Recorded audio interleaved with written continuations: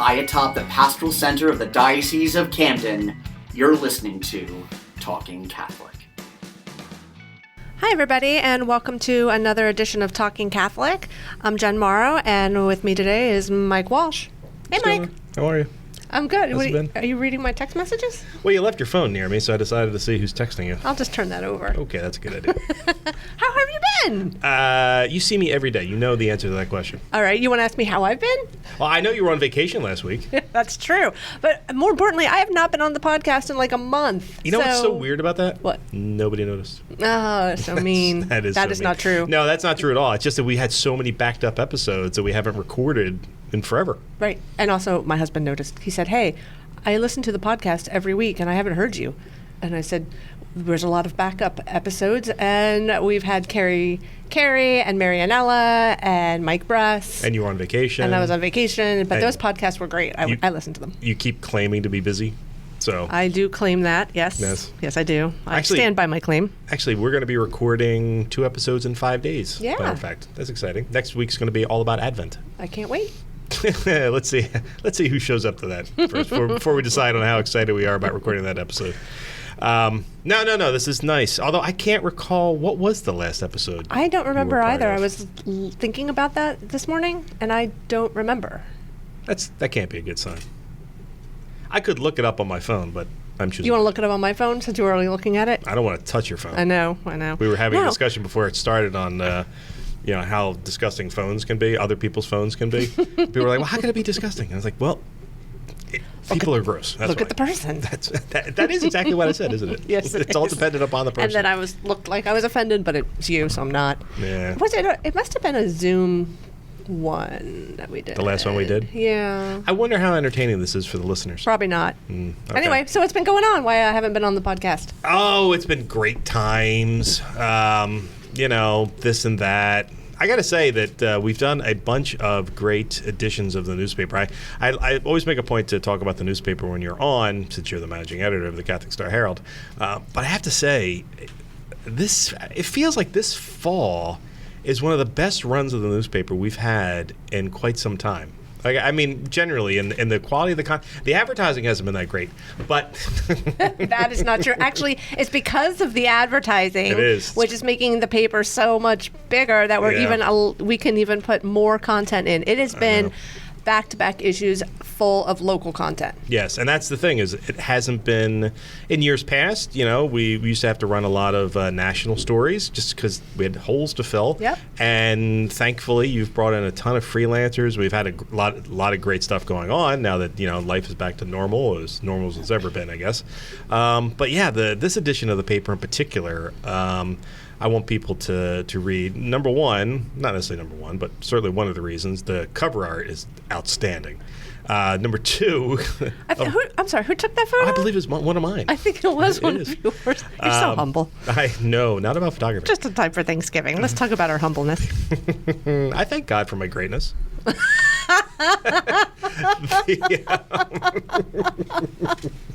Wow. I know. You heard it here first. I'm kind of proud of that one. I really do sometimes wish we had a call-in show, and this would be one of those moments where I'd be like, if you want to hear more about Mike Walsh's humbleness, please call now.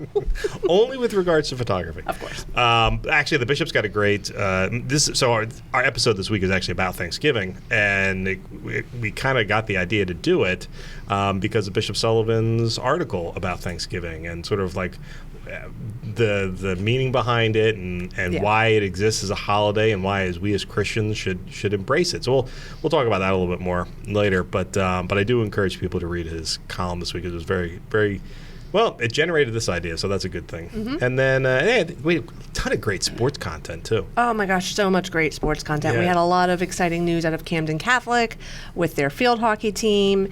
And we had Paul the Sixth go to state. So yeah, there's 2 full pages of sports coverage, and then a 3rd page on top of that for the athletes of the month. Yeah. Then we had a full wrap up of our Man Up South Jersey Men's Spirituality Conference that took place this past weekend. Yep. That was once again, the photography was stellar. The story kind of left a lot to be desired. Oh, stop it. I know. No, the story was gory. Our staff reporter, Pete Sanchez, was there. He spent all day there, and from what I heard from him firsthand, it was a day full of amazing spirituality and good witness talks. Yeah, I even convinced him to interview someone. He didn't include it in the paper, in the article.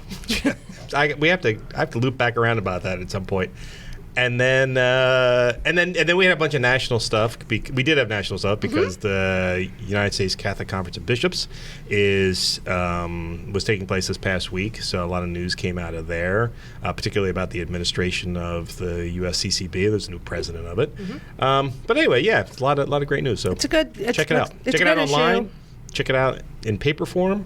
Check it out where you got to check it out. Well, I also want to talk about we have a great Black Catholic Ministry Commission article in where they had an all-day reflection/retreat for the upcoming National Black Congress. That one was great. And then there was another great article in there about food insecurity. Right. That was so much longer than I was anticipating when the story got pitched. But man, 3 full pages of learning more about food insecurity and why it's important for us to take an interest in that. I think that's an important topic for Thanksgiving. It is. How many pages was it again, Jen? I would say it was 2.5. No, it's the whole front cover, so it's definitely 3. Well, it was like a rail of the front cover because we had a photo on the front cover that took up such a good. And what did the photo have to do with? Also Thanksgiving. No, food insecurity. That's true. See how it all comes together? Jen wrote that article, which is why and actually, we should probably mention that I'm bedeviling the Catholic Star Herald as much as I can today because we have most of the staff with us. This is a very special edition of the Talking Catholic podcast because it's completely made up with members of the Catholic Star Herald family. Yes. At least 3 of whom I've insulted so far. Yep. And we haven't even given them a chance yet. Right. But, Jen loves these guys. I really do. I find them tolerable, but they're great. Except for Cindy Soper, the business administrator. She's fantastic. She's easily my favorite colleague, to tell you the truth. She keeps the paper going. Listen, people, she's important. That's true. That's very true. But anyway, no, it's a special episode, and we really did. We want to talk about Thanksgiving, and you and I are very thankful for our colleagues most days. So this is nice. I agree. So let's have everybody go around and introduce themselves. And if that sounds good to you? Yeah, now they all got to take a shot at me. Oh, everody be I was going to say be nice, but no. All right, why don't we start it off? Yep. Good afternoon, Mike, Jen. Neal Cullen, Director of Advertising, Catholic Star Herald. Mm-hmm. The reason why our papers are so fat lately is because of him and the guy next to him. I'm so glad you gave advertising a shout out. Of course. Because we're the unsung heroes of the newspaper. Sure. The silent but deadly ones. That is incredibly accurate, actually. That is the most accurate phrase We're the ones where to ever be uttered. Every Thursday when I send a preview, I hear Jen's email go off, and then I hear her go, "Oh God, not again! Another 26-pager." We just put the other paper out. Can you give me more than 8 hours? Okay, next to Neal is. Yeah. I am Paul Worthington, working with Neal in the advertising department. That's right. Been here for many, many years, right? How many years have you been with the diocese altogether? 16 and 4, 20. 20 years. Almost 20 years. Okay, there you go. Next to him is a voice heard far too often on all of our podcast channels, but you know him, you love him. He's award-winning podcaster. Award-winning. My name is Pecan Pie Pete Sanchez, staff writer, and good to be here with everybody and Neal and Paul. Maria. I'll let everybody else introduce themselves. I'm just happy to be here. Thankful.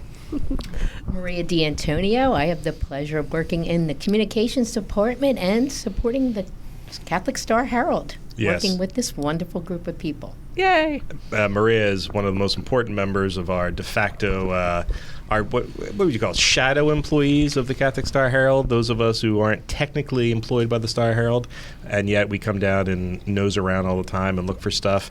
Maria finds some of our best edits in the newspaper. She does. Yeah, she does. Mm-hmm. All right, up next, Cynthia Soper, business manager for the Catholic Star Herald. my favorite colleague. The aforementioned favorite colleague right there. Yeah, I know you're not supposed to have favorites, but too bad. And now we have our most recent addition to the staff. Hi, everybody. Today's actually my first month anniversary.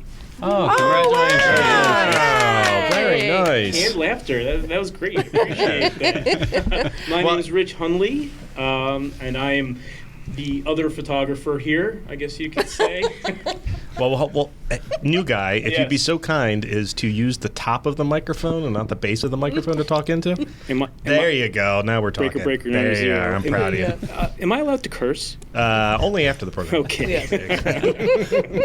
So, Jen, you're not the rookie anymore. I know. Wow, moving up the Finally. ladder quick. I know. So excited. So excited. I think for Rich's birthday, we should give him the 3/4 donut right here, right? The Yeah. center So donut. now that we've established who's here, we did want to talk about that. So I walk in here and there's a bunch of dudes sitting around a table, which I'm already against. Second of all, there were how many donuts were brought to the thing? There were 2 donuts. I found them in the in found some them. little area. Yeah, they're found donuts, like found objects, found donuts. They were found from You yesterday. found 2 donuts. Yes, I did. Very Homer Simpson Fairly of you. small donuts, I might add. Yeah. And there are 8 of us. I apologize, Mike. You know, I was thinking of Paul particularly because I know Paul's the resident bloodhound here. He can. Don't you agree, Paul? Stick out your can. Here comes the garbage man. There you go. I think the word you're looking for is glutton or gourmand. He's also, by the way, the skinniest one of all of us, which is really irritating. Very annoying. No, but I will remedy this by the next time I see all of you. I'm bringing in donuts. Whoa. The one thing I have to say is that this team revolves around food. Yes. That's We true. always have food on our floor. I know we probably shouldn't be saying that, but we all just love our sweets, our donuts. And the sad part is, we don't know where that donut came from. And we don't we care. literally all started eating it. We're like, ooh, Yeah. donut. Just out of curiosity, so I know where to send the coroner. What floor were those donuts found on? I was trying to be cagey about it, Mike. Okay. Well, if you end up keeling over, just say it out loud so I can tell the cops. All right, there we go. So this is, as Neal pointed out earlier, that this is he likes to refer to us as a team, which irks me to no end. I love it. I love We're it. a team. We are a team. Yeah, Except for there you, Mike. No, I'm not. No, a team. you're not part of the team. I don't. There's an I in my name. It doesn't. Yes. It doesn't appear in team.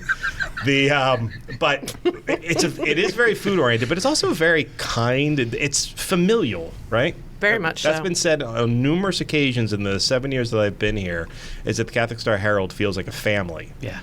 and that's annoying. Yeah, no, it's not annoying. And that's why sorry. I think it's so great that, we're all coming together here for a Thanksgiving podcast to talk about, not only what we're thankful for, but we're going to share some of our favorite Thanksgiving foods and our favorite memories, like a family would. So I think it's very fitting. You can throw open your mouth now if you want, Mike. Too late. So, I am curious, though, amongst all of us here, who's been with the paper the longest? Not us. Is it Cindy? Oh, yeah, I have it. Yeah. Cindy, how long have you been here? 17 years. 17 years. Okay, so you've seen it all. You remember the good times, the bad times. Pretty much, yeah. Okay.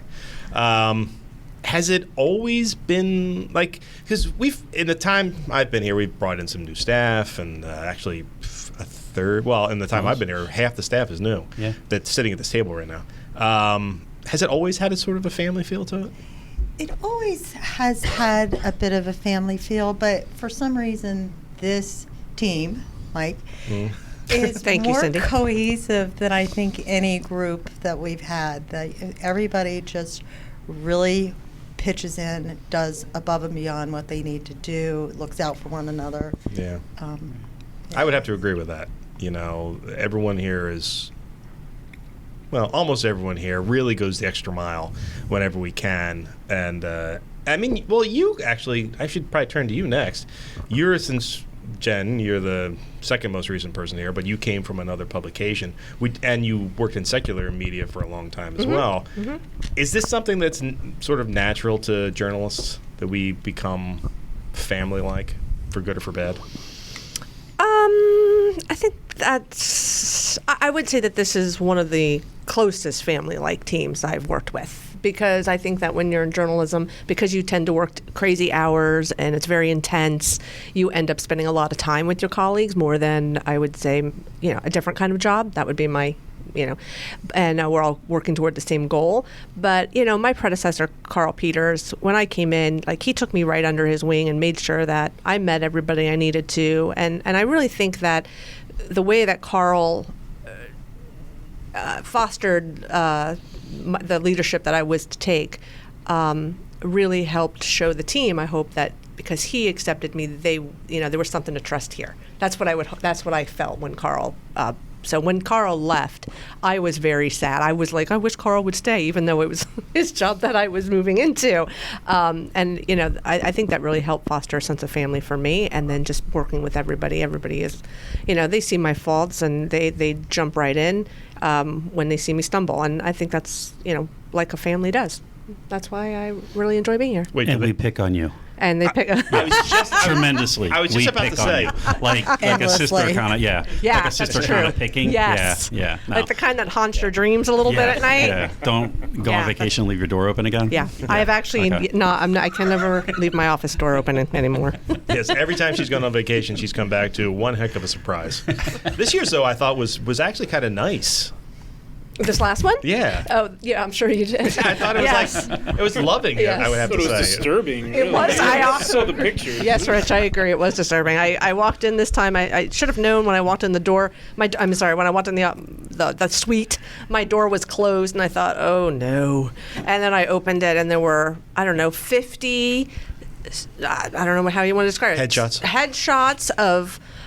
My colleague Mike Walsh here, hanging from strings from the ceiling, and but they had been photoshopped too. Yeah, they were photoshopped by our good friend John Kalitz, and then hung lovingly was that Paul and Neal here, and I'm thinking that must have been a lot of string cutting.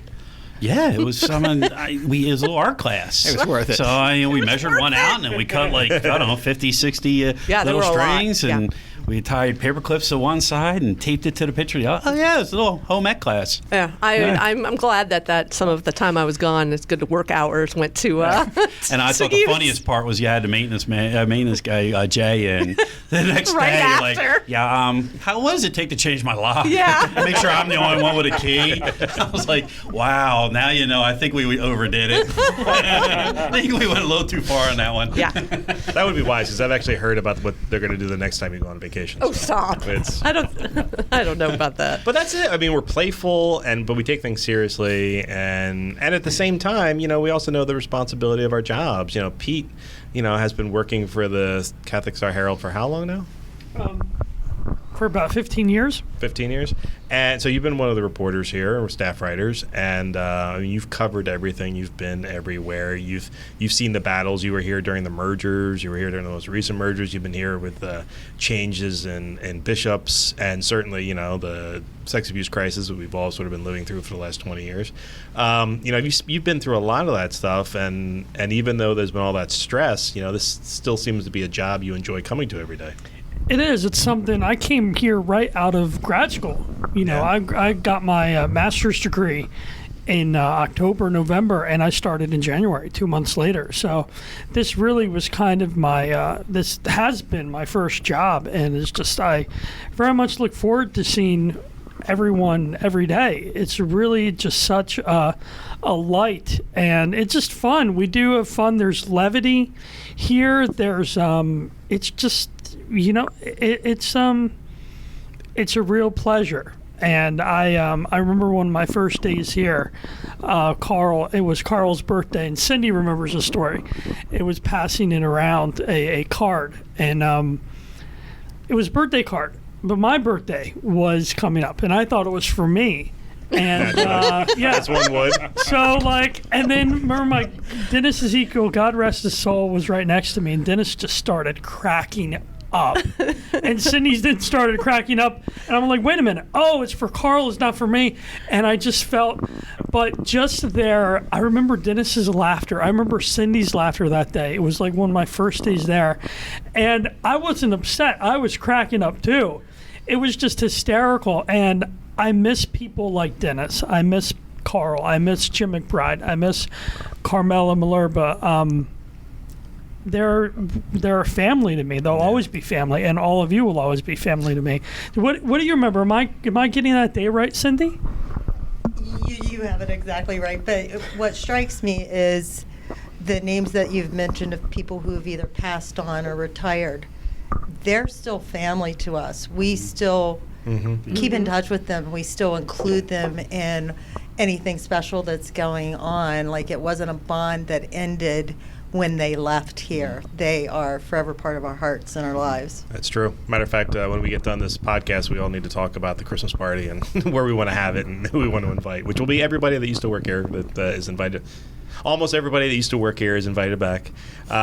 Maria, you kind of have a unique perspective on this because you and I work in the communications department. I'm the associate publisher of the newspaper, but I know my role. It's to get in trouble. But in years past, you've commented to me that the communications department and the Catholic Star Herald didn't have a tight connection, but that you've really enjoyed kind of being a part of it in the time we've been here together. Absolutely. We have a small department, so we have joined forces with the communications department, and we support each other. So we help in any way we can. I especially help in any way I can, and they also help us. So we are a team together. Yeah. We are communications. Yeah.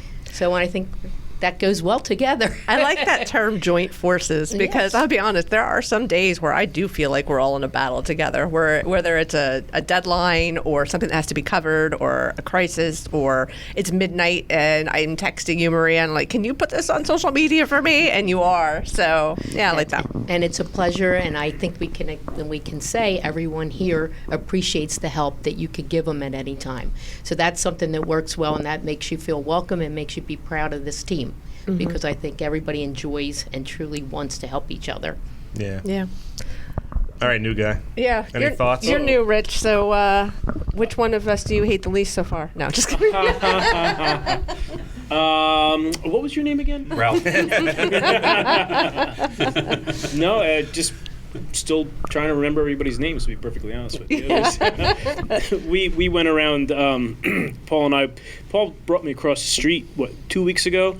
Yep. We wore the same shirt. That was interesting. Purple. Yep. Mm-hmm. And he introduced me to probably about 40 people who I have no idea who any of them are and won't remember any of their names. I just wave when I see them. Good to see you again, Rich, friend. if it makes you feel any better, I've been here 7 years. That's still the case for me. I mean, walk me down to the accounting department. Right. I'm like, I don't know, maybe I'll get 2 right. This is why we all get along so well. That's then. right. It was very funny because I don't know who came into the office first. I don't remember if it was Rich or Paul. And were you wearing a purple shirt? Yeah. And then, like 5 minutes later, the second one walked in, also wearing a purple shirt, and I was thinking, this is going to go over real well today. Twinsies. Yeah. How many comments did you get about, hey, we're in the same thing? About 40. All 40 of them. Yep. Got a couple of looks. Yeah. Good times. Good times. Was it planned? Yes. Did your wives talk, or did you guys talk the night before and plan it out? He left a sticky on my desk. You left a sticky on your desk. I'll be wearing purple tomorrow. tomorrow. So we've been talking a lot about how the Catholic Star Herald is a family, and I kind of wanted to get that out there to sort of as the basis for our continuing conversation. So I want to talk a little bit about Thanksgiving, and more from our non-professional family, but in our family's family.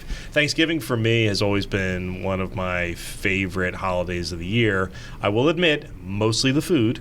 But it's also for me, at least in growing up in my family, it was also the chillest of all the holidays because it was the only day you didn't have to worry about gifts and you didn't have to worry about any of the stuff. Quite frankly, you didn't even necessarily have to worry about going to church that day, which was, as a young person, hold on, There's a rumbling. There was a silent gasp, everybody. A silent gasp. It's not a holy day of obligation, but like anything else, it's something else you have to do on a holiday, right? Easter and Christmas and stuff like that. But on Thanksgiving, it's the day you roll out of bed. You know the rest of your day is going to be full of food. You're going to see your cousins. You're going to see your aunt and uncles that you haven't seen in a long time, your grandparents and stuff like that. It was my favorite, chillest of all that. And then you also get 2 football games. When now it's 3 football games. But anyway, it was the one for me that was most familial, and therefore it was probably my favorite. Is probably my favorite of all holidays. Yeah, I love it too. I do, but I do. I don't know. I do believe that Thanksgiving is the chillest of all the holidays. Yeah, but I think that chill also lets us focus on our families more, Yes. and which is one of those things that we're thankful for. Now, I'm going to say this. I'm going to preface what I'm about to say, realizing we may not go down this path, but it's a reminder. Thanksgiving, as this holiday, is intended for us to give thanks to God, which is one of the parts of Bishop Sullivan's column this week, is that it's an opportunity for us to pause and say thank you, which selfishly, humanly, I think most of us, I can't speak for anybody else at the table, so myself, is something that I routinely forget to do, which is to thank God for the blessings that I've received. I should be doing it every day. I'm glad that there's one day out of the year that reminds me to do that. But I think it would behoove all of us to spend some time thanking God for everything that we've had. I mean, looking around this table, I know some of the trials and tribulations of the people that we work with, and not so much the new guy, but everyone else. And it's been a tough 12 months for some people. They've gone through some really amazing things, and I thank God every day that they're still here. Most of them. It's incredible. So thank you all, and thank you God for bringing these people into my life, whether they like it or not. So I'm very thankful for that. Now, Neal, I just said something nice, so could you fix that? Hey, hold on. My heart skipped a beat there. But it's true. No, it was. Yeah. No, I almost think of this team real quick as everybody takes this job and this lifestyle we have as a calling. Because it does involve long hours for Pete and Jen and Mike and our photographers and just everybody, and it's a calling to us. Yeah, we care about the Catholic Star Herald. We care about the Diocese of Camden. As Catholics, we care about our Catholic faith. Mm-hmm. So we care about the people too. We care about the people, the parishioners also. Mm-hmm. So I believe, to me, it's a calling. When I first got here, I came from food sales, and I knew nothing about advertising sales. And Paul and I clicked right away, and we just took that relationship and ran with it. Yeah. Leading into my little story with Thanksgiving is that because I was in food sales, I never really celebrated Thanksgiving. It was a big working holiday for me. Yeah, I would imagine. Thanksgiving was the busiest restaurant day of the year. Yeah. So I was on the phone taking orders. I was working, and I was telling everybody earlier, my Thanksgiving dinner consisted of Chinese food for years. Because my wife, I worked, so my wife would go spend it with her mom up in New Hampshire and the kids and everything else. And one day I went out and said, all right, what am I going to eat for Thanksgiving dinner? I'm driving around. Everybody's closed. Yep. I said, Chinese is open. Chinese food. But it's starting when I started working here, I actually have vacation time and some holidays off, and I've been able to create some really good, rituals, holiday rituals. There you go. Maybe? Traditions? Traditions, yeah, that's a good one. Now I spend it with my mom, dad. My wife still leaves me. She just obviously, I've met her. She's making the right decision. She makes a run for it every holiday she can. Neal's wife is awesome. It's gone from like 2 days now. She's like a week and a half. She's gone. So as far as I can tell, she's only ever made one mistake. Oh, Mike. That's not true, because as much as God has done for you, Melissa has probably done almost the same amount. So Melissa's outstanding. I love Melissa. She's a natural-born queen. Put up with me. That's what I'm saying. Yeah. Put up with me. She's a saint. How about you, so Paul? I spend it with my parents. Okay. Yeah. I'm thankful for this family here. And I'm also thankful for my family I grew up in. There were 11 of us, plus in-laws, nieces, nephews, great-nieces, great-nephews. My parents now have about 100 descendants that are on the earth still. Wow. That's impressive. And we all still get along with each other. Through my mother would knock our heads around if we fought too much. And when Thanksgiving came around, we all got together. Cousins would come around, grandparents, grand aunts and uncles. So there were probably 50 of us around our dining room table. Wow. That's big When was the last I time love that. everybody was together? Has that ever happened? Other than funerals, That'll bring them together. Yeah. we get together twice Joyous a year. moment. We get together twice a year, summertime and wintertime. That's There you good. go. So we're getting Yeah. ready December 17th again. So Nice. probably about 65 of us will be together. Wow. That's great. How do you? Yeah. So you're all coming together for Thanksgiving, or you were saying 50, right? Everybody cooks, then I'm guessing. We all do a little. Yeah. Yeah. Okay. We're going to get Nice. most of it catered, but some of us are doing desserts, some are doing hors d'oeuvres. So I like it. I got to figure my out favorite which word. hors d'oeuvre or dessert I'm going to be making for the party Nice. or parties. You're right. Or Parties. Or Or what drink you going to or the drinks as well, which I do drinks also. We'll hear about that later, Neil. No spoilers. That's amazing. You've got 50 chairs in your house as well. It's true. Hey, listen, when you grow up You in a never big said you had that family, many chairs. Beanbags. get used to sitting on the floor. Yeah. Beanbags for everyone. We had about 6 sofas in our house.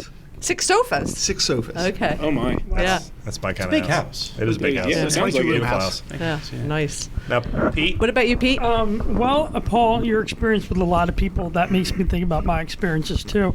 I wouldn't have about 50, but I have a pretty big family. I'm one of 30 cousins. And so we would have Thanksgiving. We used to have it at my grandparents' house, and then we've had it back here at my here in South Jersey at my parents' house. It's the last couple of years it's been scaled back. So, but what I, thinking back, what I remember most about Thanksgiving, it started the night before. The night before, I remember being young, and old Queen of Heaven School and Parish in Cherry Hill, they had a Thanksgiving Eve Mass, and it's neat because my mom is famous for butternut squash, so she'd bring it up. And it was neat because they had a thing on the altar. People could put their dishes on the altar before Mass, and the priest would bless them, and then you took them home with you. And then right after that, Thanksgiving Eve, I go to my friend's house and watch the WWF Survivor Series, pro wrestling, see Bret Hart and Ric Flair in Battle, British Bulldog, all those great characters. So that was just always fun for me. But then Thanksgiving Day is still fun. One of the things, too, that it's not the recipe that I'm going to say. I'll leave that for later. But I do make, if I do say, a nice cheese platter every Thanksgiving. you know what? So- That is an underappreciated item. A good cheese splatter. Yeah. I'm saying you want good those. meats. You want those cheese cut just right. You want to make sure they bring in the right crackers. You want to make sure your meats are properly done. You don't want a too big too thick slice of pepperoni or anything like that. No. Everything's got to be perfect. That is that's high praise. And we do, or I do manchego.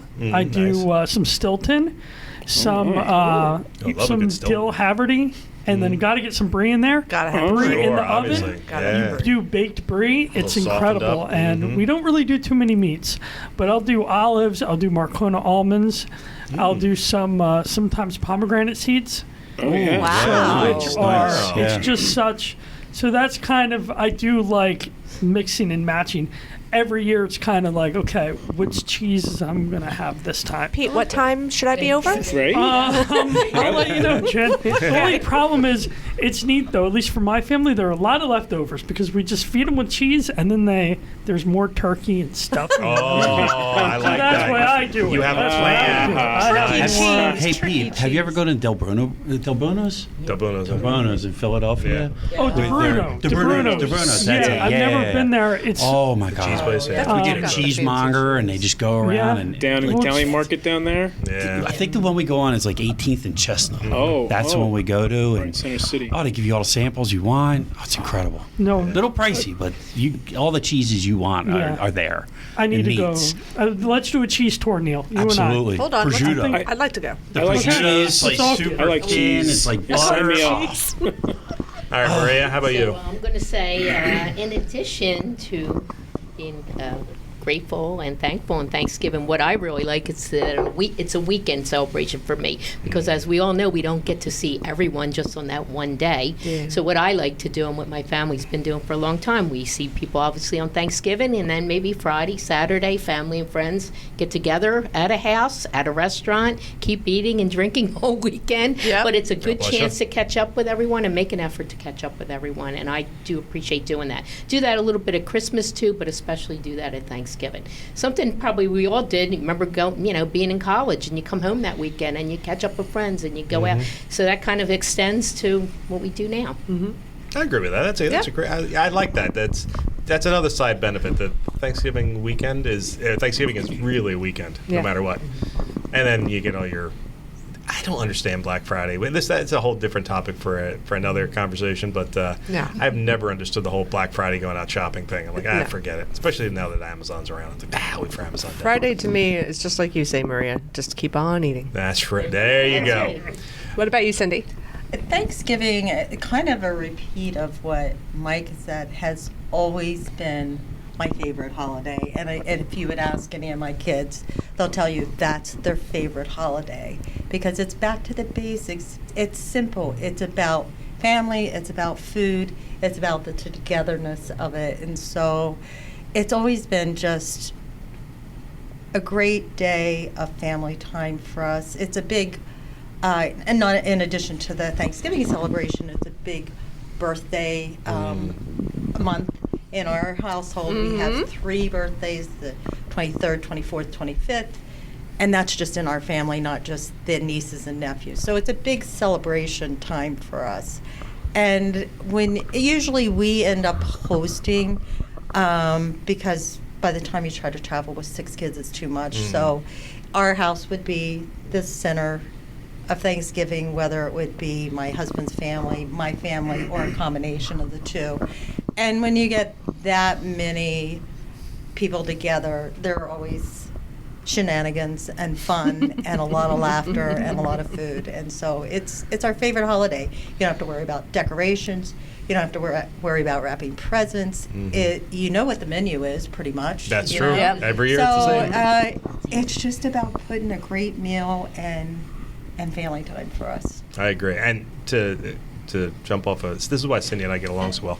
I love hosting holidays, and I particularly love hosting Thanksgiving because I enjoy cooking and stuff like that. And my wife enjoys cooking. And we have a nice big house, a nice big table, and just having everybody over. I don't mind doing the dishes. I don't mind taking out the trash. I love everything about it. Setting up the table, the whole bit. It makes me happy. And then after the meal, usually our kids' friends would come over. So it would be a continuation of extended family, because some of the kids are such close ties to us that they are like family to us. And there's always board games going and something, it's just I a love night that. of fun. All right, new guy. New guy, that's me. That's you. Rich Hundley. Yes. Much like Neal said, I'm a photographer, so I work on Thanksgiving ever since I was in college. I worked at a restaurant that served, so I would, work on Thanksgiving those days as well. So I kind of missed a lot of the Thanksgiving and showed up late, or had to shoot a football game and got there late. And Thanksgiving is definitely, one of my top, 3 holidays, if you will. But I never got to enjoy the entire thing from soup to nuts, But when I did, it was always the little things that I always picked up on. It wasn't so much the whole day. And my parents would always host for a good solid dozen people or so, a family. They've each got sisters, and they would come over, my cousins, and my dad, like you, loves to cook, and they'd always have a few birds going. My mother would cook one. My dad would have one in the deep fryer, maybe smoking one, and it's just the little details that I remember of those days. You know, my mother would handwrite everybody's name plates for everybody. She'd handwrite the the menu, and my dad would carve all the birds and make this big huge platter of turkey. And he has this electric carving knife that he would use, and of course he would use a cutting board that he made that's the size of like this table. Sorry, I know he said not to do that.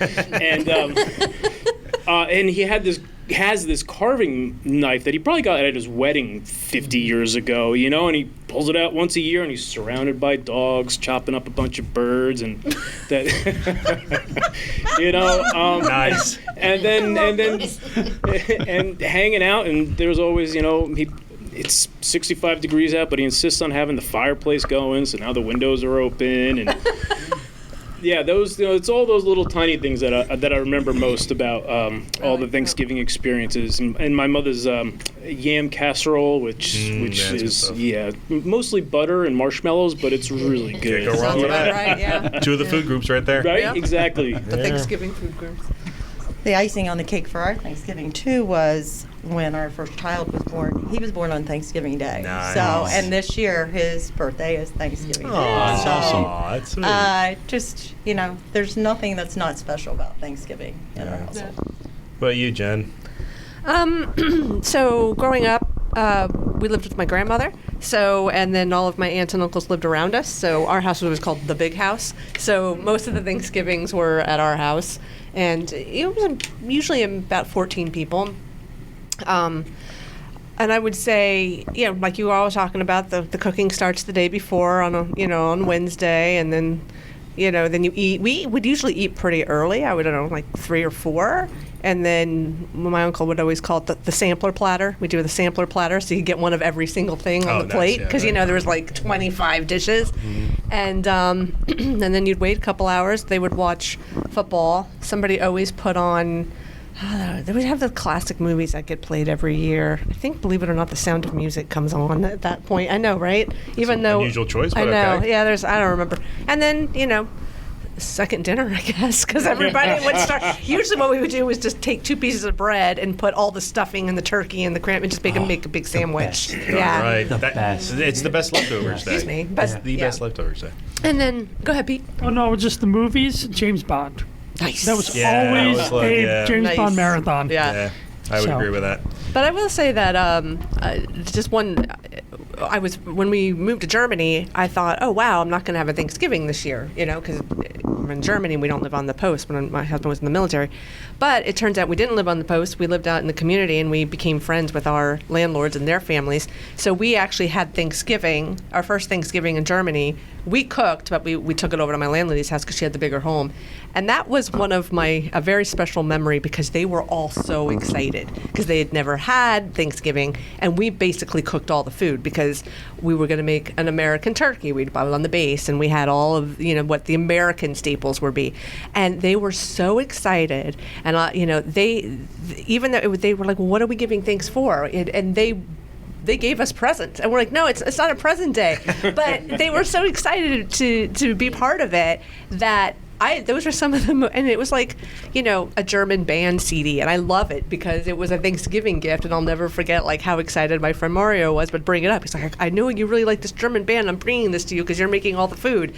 and I was like, that's amazing. And then, you know, beautiful. I'm going to share in a minute, you know, one of my favorite Thanksgiving recipes, which I busted out there, which is neon green, and they liked it. So I'm just going to say I'm pretty excited about that. That's Yeah.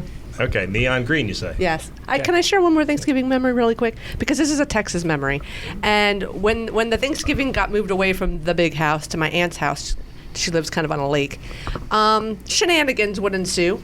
There were some Naturally. shenanigans. Of course. And one year of shenanigans, my cousins and my brother and my uncle, the one who did the sampler platter, put a whole bunch of PVC pipes together and brought some hairspray. Oh, potato guns? Potato launchers. I love potato guns. Yep. And we launched them all into the river. I mean, the lake. Sorry, they lived on Lake Arlington.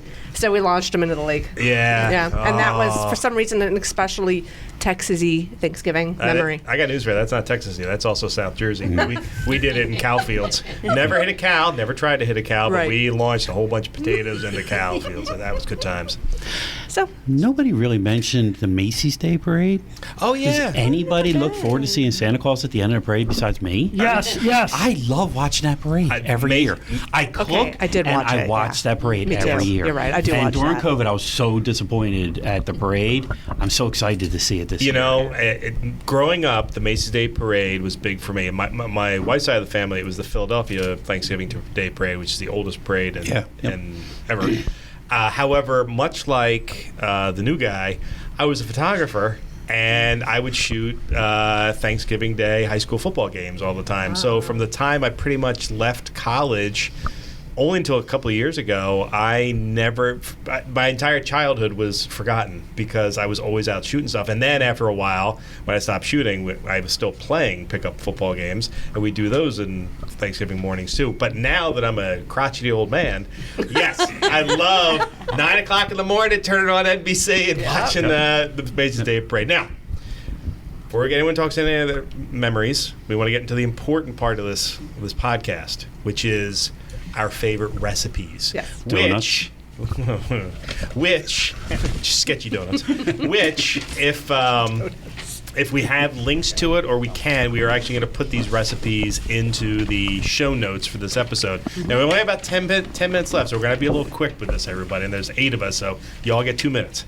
I will start. I am a big advocate for brining your turkey.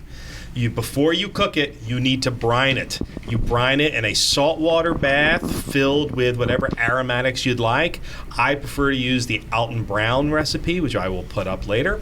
I brine it for at least a day. If it's frozen, I might brine it for 3 days, which is a little excessive. However, I have never had anything less than the juiciest of turkeys out of that. Plus, I am also a turkey fryer. Now, I used to use the gas turkey fryer, and then a couple of years ago, my wife was watching QVC, as she does, and she saw that there was an electric turkey fryer. And I was like, wow, a turkey fryer where I don't have to nearly die every time? That sounds fascinating. And you can cook your turkey in the house.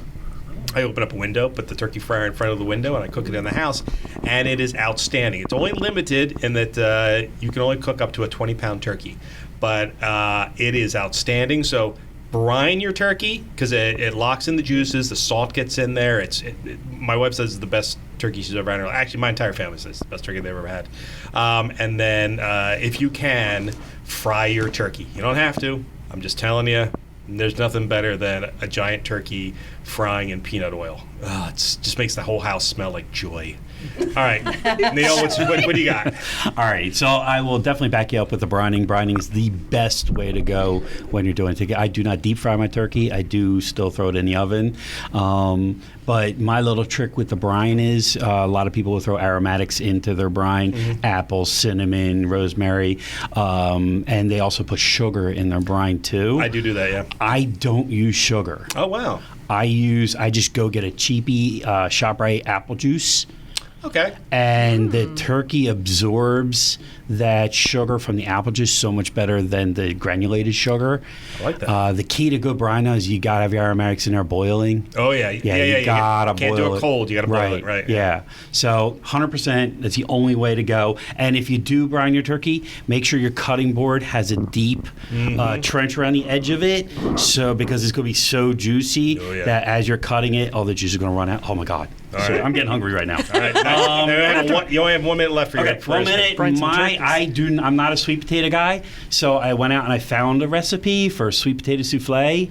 The one thing I love about this is that there's a ton of butter, egg, and sugar in it, and as it bakes, it makes the souffle is so light and fluffy and cinnamony and sugary. Oh, it's so delicious. That sounds outstanding. I don't want to I don't have that much time to go through the whole recipe, but I guess it'll go up online. You can we'll share put the link on it. But yeah, definitely sweet potato souffle. Paul? Okay, I have a bunch of recipes here, but I'm not going to talk about my pecan pie or my smashed potatoes or my carrots or my chili or my cocktails other than my Time's whiskey up, Paul. sours. Whiskey sours. There you go. And we drink these all day with a lot of ice while we're cooking, while we're tasting food, while we're sampling, and then while we're having dinner. It's a three-parter. It's 1 part lemonade concentrate in the container. With the same container, I put about 7/8 of that with Jim Beam and 1/8 of triple sec. And then the last third is water. I mix those 3 together, and I pour it over a large glass of ice, full glass in a pint or a highball glass, and I garnish with a cherry and an orange slice. And you can enjoy this with pecan pie. Pete, on to you. I'll take 2, please. Well, speaking of pecan pie, Paul, do I have a recipe for you? So basically, I grew up, I have southern roots. My mother's from Arkansas. So grew up having this pecan pie, which I think heaven is a bed of pecan pie with vanilla ice cream. It's got to be. So basically, I use Cairo corn syrup. Mm-hmm. It's corn syrup, 3 eggs, sugar, melted butter, vanilla extract, pecans. Georgia pecans is what I use. So that's amazing. Just so good. And normally I get a store-bought pie crust, and it's simple. It is Thanksgiving for me. Oh, and how can Paul, you'll appreciate this bourbon. So of course, yeah. So, Pete, I got one technical question for you. Does the pecan pie have to chill like overnight? Like, do you make it the day before and then chill it over the night, or do you make it the day of and then serve it the day of? I think I've done it both ways. Mm-hmm. I've made it the day of, but then I've also made the filling and put it in the oven. And then done it. So I think you can do it both ways. I think I made it both ways. It's still fantastic. All right, Maria. So, you got 5 minutes. All right, here we go. So Thanksgiving, like every other holiday, brings out all your ethnic traditions. So growing up, in addition to a turkey dinner, we always had ravioli, meatballs, and everything else prior to the turkey. Well, as we got older, more health conscious, and unable to physically eat 2 dinners, we decided in our family we would have Italian wedding soup, escarole soup, which has a little meatballs, escarole, little lighter, so we have that prior to the dinner. We scoop out dishes of soup, and we have that, and it's kind of nice for fall. And it's tortellini, so it's pasta, so it's a little bit, we have some pasta in there. Of course. That's a great combination. Our Thanksgiving dinner is pretty much the strict traditions. We don't, we do the cranberry sauce, all that, but we take our eating seriously and start pre-gaming. So the appetizers are as important as the meal and the desserts. Colossal shrimp. And one must-have at all of our holidays is spinach bites, which is spinach, lots of butter, Parmesan cheese, and you dip it in a dip. And also another one is a pesto sun-dried tomato dip. They have to be part of it. So we start eating really early. Can we go back to the spinach balls? Did you say spinach balls? Spinach, yeah. And what's in it? There's breadcrumbs, Parmesan, tons of butter, eggs, seasonings. All right, we're gonna add this to my. There's spinach in there. Spinach. Okay, all right. I heard breadcrumbs, cheese, but no spinach. And we have not. It's a challenge. We still haven't found the maximum times I can multiply the recipe that they won't all be gone. We haven't found our max. Okay, I've just added that to my little notation device of what I'm going to be cooking next. We're going to need you to post that immediately. Need that, yeah. All right, Rich? 2 minutes left. So there's they deep fry. My folks deep fried everything, and yes, we had cheese plates and pecan pies everywhere. But the thing that always stood out the most, like I mentioned before, was my mother's sweet potato casserole. It was this massive tin, and it was just butter and sweet potatoes and marshmallows on top, and then she'd make these little to-go containers and write the instructions. $3.50 for 15 minutes. That's my mom voice. And then, she'd give it to people, and so when they would leave, they'd have their desserts, but they'd also have a little thing of yams for tomorrow too. So that was good times. I'm still waiting for her to email or text or take a picture of the recipe and send it to me. I don't know, but waiting for that. As soon as I get that, I'll make sure you guys get that. Cool. It's a good Love one. it. All right, Jen, you finish it off. Yep, I'll be fast. In explaining my recipe to Pete, he was kind enough to say, it sounds like ambrosia, which it is, but it's not as fancy. So thank you, Pete, for calling it ambrosia. But we just call it green seafoam lime salad. And basically it is green Jell-O, cream cheese, pineapple, and marshmallows. And you throw it all together and put it in the fridge overnight, and it forms into a mold, and it's delicious. I eat it with my meal. Some people eat it as dessert. Some people look at it and say, absolutely not. But I love it. And it's sweet, and it kind of hangs out there next to the cranberry sauce. Now, wait a second. You call that ambrosia? We didn't call that ambrosia. No, ambrosia was made with whipped cream and he was being The way nice. she was describing it Yeah. made me think of ambrosia. It reminded you of ambrosia. It reminded him. It's So, definitely not ambrosia. but close enough. Okay. So. Well, everybody, thank you very much for joining us today. This was an absolute delight. I will say one more compliment, and then I'll have to say it again for a year. You guys are all the best. That's enough. Jen, thank you for putting this all together and coming up with this idea. And to our listeners, thank you for joining in. And don't forget, we'll have a link to all these different recipes on our show notes somewhere. Yep. All right. See you, everybody. Happy Thanksgiving. Happy Thanksgiving.